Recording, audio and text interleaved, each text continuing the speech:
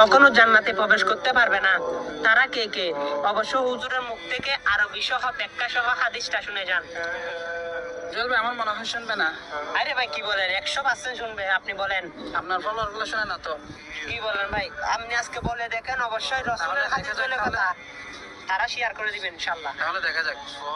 ওয়ানহু আলাইহি সালাতু ওয়াস সালাম সালাসাতুন লা ইয়াদখুলুনাল জান্নাতা আবাদা আত-তাইয়ুস ওয়ার রাজিলাতু মিনান নিসা ওয়া মুদামিনুল খামরি।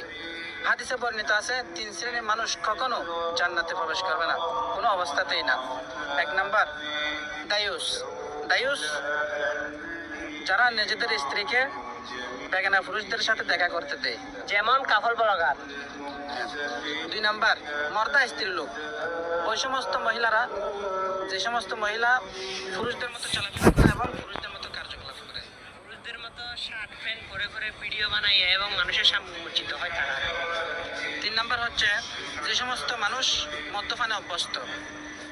মদ্যপান মানে যারা শরাব পান করে, মদ পান করে তারা আর কি। অবশ্যই হাদিসটা যদি ভালো লেগে থাকে, অবশ্যই আল্লাহর হস্তে রসুলের যদি প্রকৃত আশিক হয়ে থাকেন, তাদের কানে কানে ভিডিওটা পৌঁছে দিবেন। আপনার ইমানি দায়িত্ব। আপনার কারণে তারা শুনে কিন্তু এগুলো থেকে বিরত থাকতে পারে।